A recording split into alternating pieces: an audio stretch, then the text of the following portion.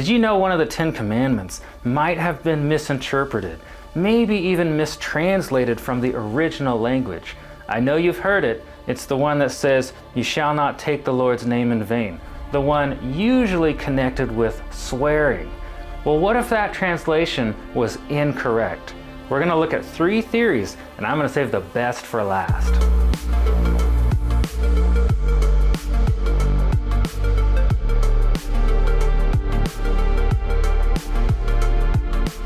The first interpretation is one you're probably familiar with.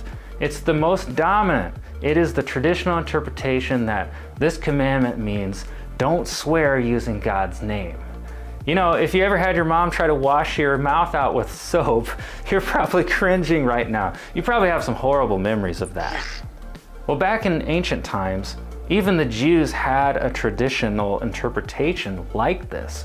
They believed that if they used Yahweh's name incorrectly, that they were breaking this commandment. They came up with a way around this though. They changed God's name to Adonai, and if they just called him that, they could avoid misusing the name of Yahweh. So you'll have to debate whether or not that really solved the problem or not. Let's move on to theory number 2. This comes from 2 scholars, Craig Keener and John Walton, and they believe that this commandment may have been associated with casting magic spells and divination. Back then, people used to use a powerful god or spirit's name in a spell they were casting because that gave it power. So they think this commandment may have been a prohibition against using Yahweh in spells for personal gain. In that case, the commandment might mean, don't use God's name for personal gain. Don't use it for some spell for love, or a curse on someone, or a spell for money. Use Yahweh's name correctly. But the third and the most interesting theory comes from a scholar named Carmen Imes. And her theory is that this commandment in the original language is not about speech at all. It's about behavior. And the key to her theory comes from the Hebrew definition of the word take in "You shall not take the Lord's name in vain." Her research is shared in a book called Bearing God's Name, Why Sinai Still Matters. Behind that word take is the key, because in Hebrew, one of the first definitions you'll see is to bear or to lift up. Plug that into this commandment. Then it would say, "You shall not bear the Lord's name in vain," or "You shall not lift up the Lord's name in vain." To bear or to lift up is a good synonym. A modern way to rephrase this might be to say, do not represent God's name in vain. In that case, it would be kind of like if you were wearing a company's uniform. What you do in that uniform represents the company that you're working for. So if you treated a customer poorly, well, that might reflect poorly on the company. Maybe they won't want to shop at your company anymore, and then maybe the company fires you. Well, the exact same thing is going on here with this commandment.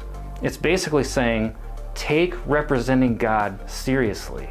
It's connected to the idea of being made in the image of God from Genesis chapter 1. If you look at that chapter, a lot of people believe being made in the image of God, because of the way it reads in English, means we were made to look like God. But Carmen Imes and scholar Michael Heiser believe to be an imager of God meant we are his representatives on the earth. So if you look at the context of Genesis chapter 1, humans are given this job description near where it says we were made in the image of God. They are basically supposed to take care of the earth.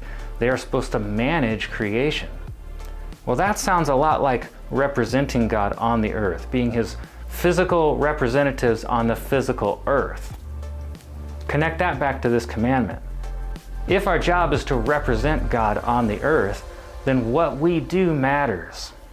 On an episode of the Naked Bible podcast, Carmen Imes and Michael Heiser talked about how ancient Jews used to try to simplify God's commandments or the law into one thing that they thought they could do well, so they could feel like they were doing what God wanted them to do, like they were on good terms with God, but maybe they'd lost the original meaning a little bit.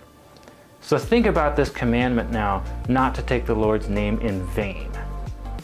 What good is it to not use God's name as a swear word if you're not treating people well?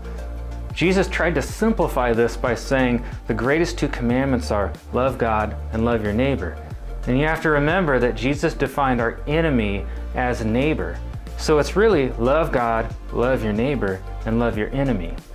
When you see people missing this, but trying to follow one of the smaller commandments like, oh, maybe I just won't say God's name as a swear word, but I'm not going to treat people well, that's when you and I get really frustrated, because that's where we see religious hypocrisy come into play. So if we were to restore the original meaning to not taking the Lord's name in vain and make it, let's not represent God poorly, let's take that responsibility seriously, I think it would fix a lot of the problems that people have with modern Christianity and Judaism that makes them not want to get involved with religion and explore God. If you found this helpful, subscribe to this channel, like this video and comment, and tell me what you think. Help us build this channel so we can keep exploring the context of the Bible together.